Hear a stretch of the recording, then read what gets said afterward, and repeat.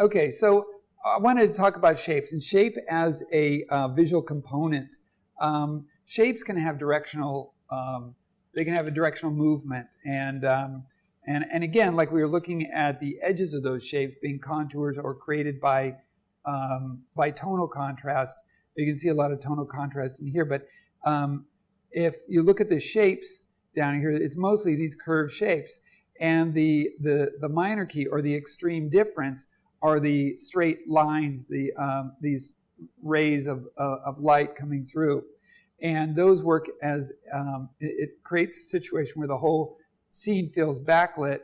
The whales in here are kind of variation of the clouds, but have high contrast within them, where the clouds, the one cloud in the upper right, is mostly, it has contrast, but mostly dark. The ones in the middle have a lot of contrast, but it goes from light to middle value. And then the whales can go from lighter values all the way to black. So I kind of kept the highest contrast in that area of those shapes. Here's some other shapes. The idea with these was to transition from one area to another area to another area, and have those areas designated by variations of shapes. So shape becomes very important for this little short piece of animation. And in animation, you're going to see a lot of shape, or you'll see shape as being a really dominant feature that's really played on a lot. Okay, so shapes that move your eye, each shape has an axis and a balance on directional forces and intersections. And your shapes could be pointing or framing or leading your eye. They could be convex or concave. And they're going to create positive and negative shapes. And, to kind of create an example of that, or kind of give you an example of how that works. If I draw up here and I've got, say I've got a shape kind of like this, okay? Its strongest directional force is going to be along these lines. Right? It has another force here. It's kind of pushing in that direction too. So its balance is going to be basically in here somewhere, right? So the balance of this is going to be somewhere in there, and it's going to be having this strong directional force in this way. Okay? So every shape is going to have some kind of an impact in terms of how it balances or how it directs your eye, or the different surfaces of that shape. Now, a shape like this, that goes something like this, this will become positive, and this is going to be negative. If I make this harder in here like this, then this becomes positive, and this becomes negative, where this is positive here, and this becomes negative. Okay? So even within a shape, it can move around and create these different influx of going from positive to negative to positive to negative. And all of these can create directional force. Like a positive shape is going to push out, and this is going to push in, and this is going to push out. Okay? So all of these shapes are the curves or the angles of all your shapes. They will have a consequence. So that's one of the things about shapes is everything about them is gonna give some type of consequence to what you do.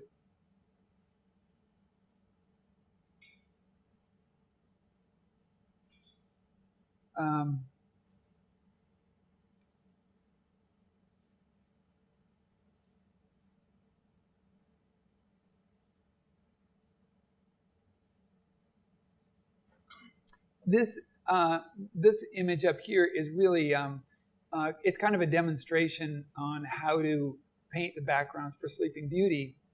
But as you can see, the initial in the upper left, the initial lay-in is these big, strong, bold shapes. And then the one on the upper right, there's a little bit of texture applied, and then more texture applied in the bottom one. The interesting thing is the texture within each zone of these different shapes is different. So the texture in the grass is different than the texture in the trees, the tree bark, and texture in the tree bark is different than the texture in the leaves. The plants have different texture in one zone from another zone, and the ground, the erosion in the ground that you see, the warm tones of the ground, those are different than anything else as well. So within all of these areas, starting with the simple shapes from above, starting with the simple shapes in the upper left, you can see that a different type of texture was laid into those other, or each of those separate types of areas, right? That brings a certain level of clarity to what could become a complex image. And it wasn't just Sleeping Beauty. There was a lot of influences, a lot of other examples of that, and we'll get into that. We can also talk about the shape of light, okay? The light and shadow shape. That could become a strong factor in here, from the first image to the second image to the third image, okay? To the final image. These are all I'm doing is I'm changing the light direction and the amount of light on the figure. And what's happening is we're getting a whole different feeling and creating brand new shapes. So if you can have the same figure, but depending on where you move the light around, you're going to be creating new shapes of light and shadow, and those shapes are going to become important. Now, here's a couple of examples. I included these because shapes can also express aspects of emotional feelings. Okay, these are kind of some little abstract ideas from Walt Stanfield. He compiled some of these, and though I don't consider these as absolute, it's these are just kind of inspirations, let's say. The upper left one, it says a symbol of vibration, dots, dashes, broken lines, vibration of color and design. The one in the upper right, more of fountain, spontaneous, carefree. Now, these things, like I said, they have the implication of different emotional states. Okay, again, here are some more shapes that might give you some emotional responses. Again, I take these with a grain of salt, but we do have some similar feelings about these. I always think it's really interesting that Gothic arch is here. It says mysterious or mystery, contemplation, aspiration, spiritual, awe. If you break the top of that Gothic arch, all of a sudden, where is it? It's down in here, I believe. All of a sudden, you get grief and fatigue, sorrow, and tragedy. So something that could appear so spiritual, in one sense, you just break the top of it, and all of a sudden, it becomes tragedy. Which is pretty interesting, but it's so true. Okay, I want to take a look at this thumbnail of John Gannam's painting, and I'll sketch that up here. Now he's provided a couple little sketches in here, okay? He's provided a couple of sketches, but then we can take a look at what he's arrived at, and I'll just kind of sketch out what he's arrived at. We've got the man and the woman. So I'll put her in here.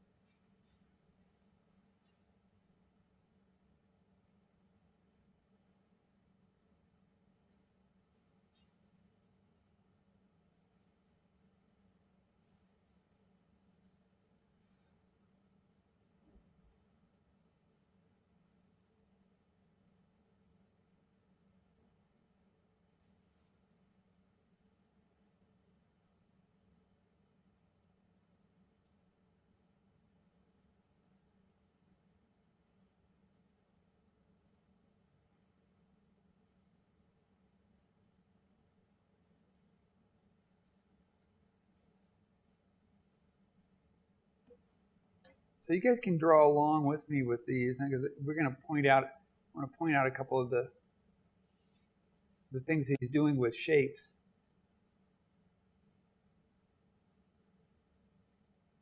Okay.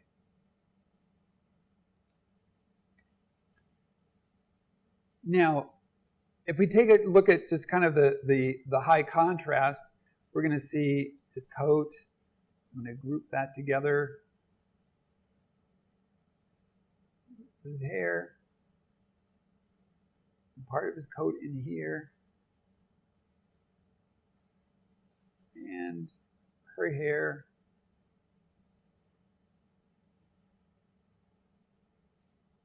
His arm on the back side of her over here. And there's like a fireplace poker or something back here. We get a dark table.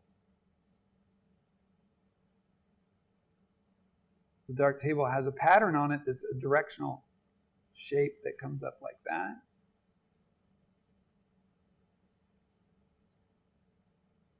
Follows that. Out from there, there's a little bit of the base of the hearth from the fireplace, and then her dress comes around like this.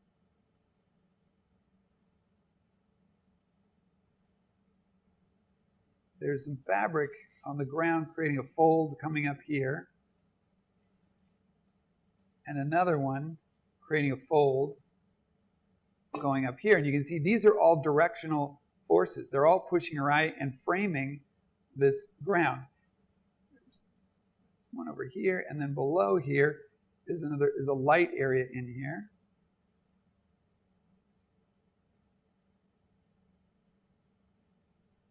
So I'm going to darken this whole floor shape.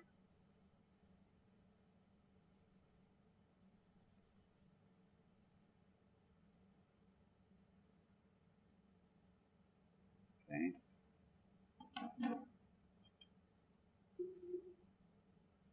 It's kind of a shape in here. It's kind of a shape in here.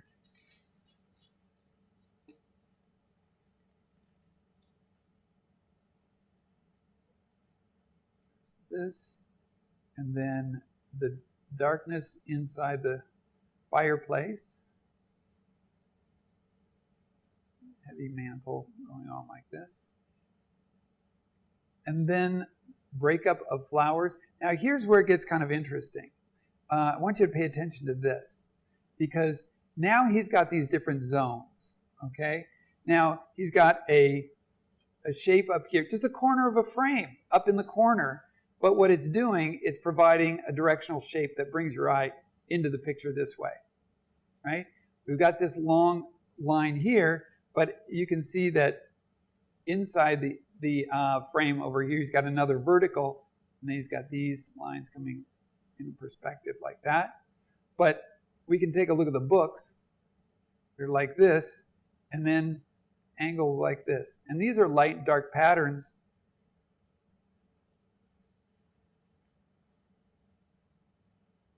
that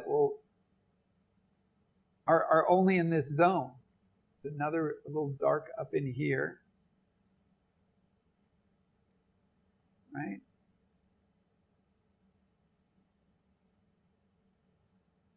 And then another strong angle and a strong angle up there. And you notice the angles are all going in this direction to bring your eye back down. They're not in this direction. Okay? So there all these subtle little angles are there, kind of moving your eye around in that direction. And only in this area are these in this rigid context. Because on her dress, this is the texture in her dress.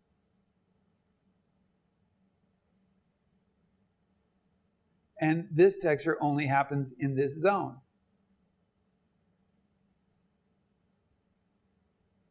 Okay? The breakup in here, the patterning on here, is similar only in this zone.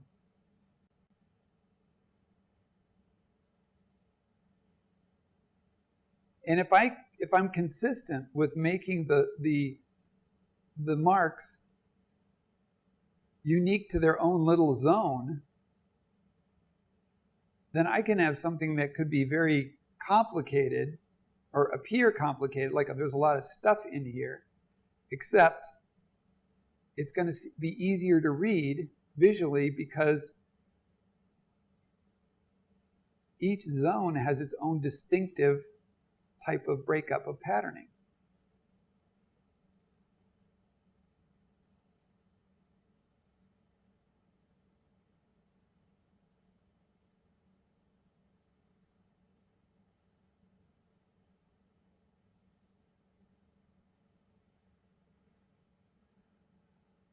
Does that make sense? And he's also giving you directional force. He's moving Orion here. This is a positive shape, moving her around. This table comes in here, goes up to the this kind of a poker, I believe it is, and then up to the dark of his coat, framing there. Her arm coming around here, coming up to his coat up there. Okay, so we get this directional movement, all framing. So we get this little vertical here, a diagonal in here. We get this shape up here pointing us back down into the frame here. So just in the shapes of these light and dark patterns, he's creating a lot of movement between those shapes.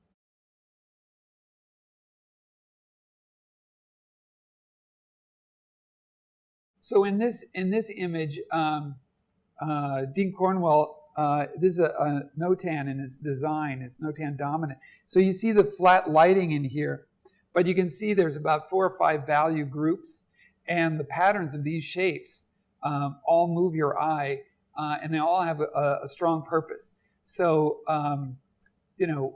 he could have staged this scene if this was real people or whatever. He could have staged this scene anywhere on a boat, but the fact of the matter is he's putting things in this context, He's creating shapes that are basically doing this. This keeps your eye in the frame, okay? This little step is going to take you back a little bit. The block here is going to take you up here and up here. So this is going to bring you down in here, whereas the guy back here in his open shirt is going to be a shape like this. Again, bringing your eye down in this way, reinforcing that. And then the guy a little taller here. And these lines, separated line here, this coming out here, these blocks.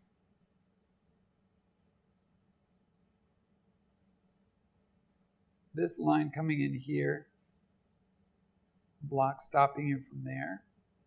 Okay? Outside of this guy, there's these darks that radiate back and come down.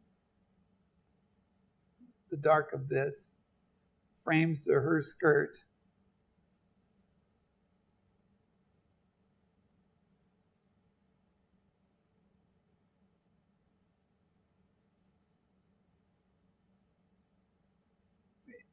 She's like this.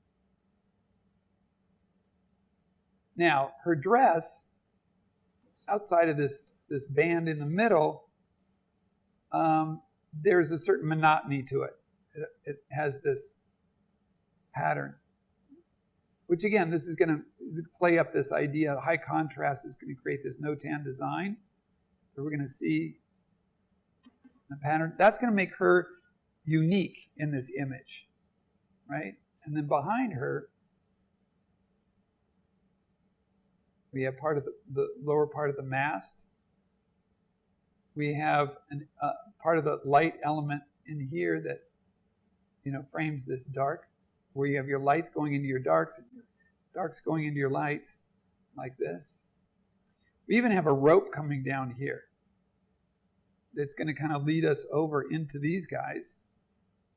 We have his boots near alignment here, coming up here.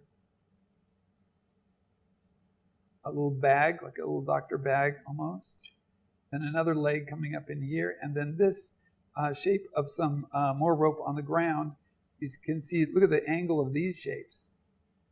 These curves bring your eye back in here at the base of this stuff. The top of this, it goes real dark. We have this line kind of coming from this shape here.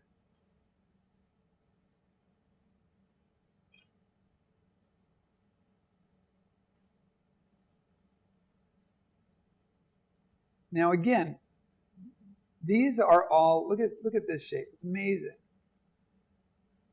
Look at how this frames, and this comes down.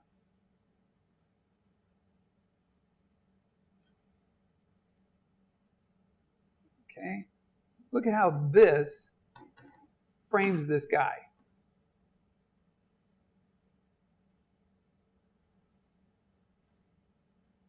And the other guy's hat comes off of this. His arm comes over like this.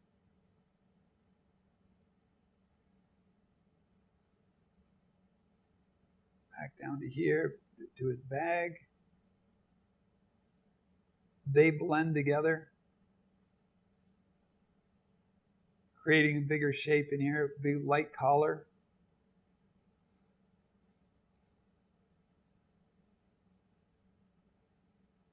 Part of the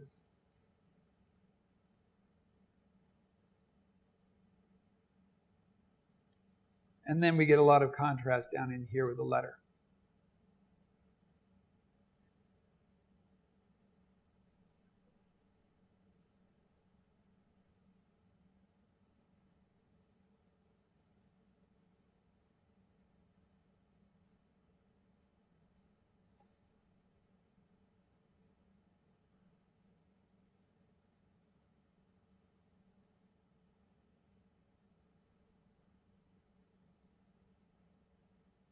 We get this back here, this little checkerboard on here. This is another little bit of pattern, but that's going to bring your eye down into here.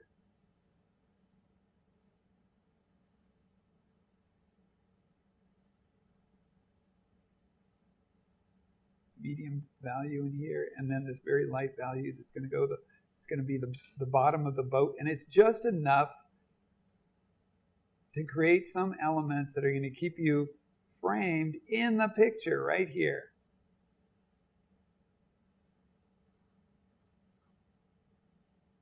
Again, this is at an angle. This is at an angle like this, and then frames or curves out like that.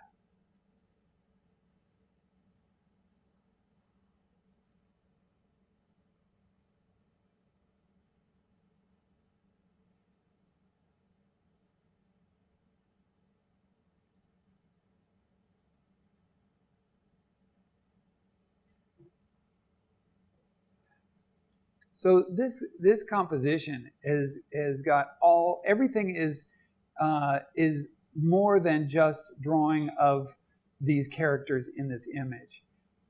All the shapes have another feature. All the shapes are moving you in a particular direction. They've got another purpose. Okay, so he's not just rendering people standing on a boat. He's concocting this abstract design that's moving your eye through this scene. That it's much more dynamic. And we talk a little bit about rhythm as a visual component. Dean Cornwall he's one of the best at that.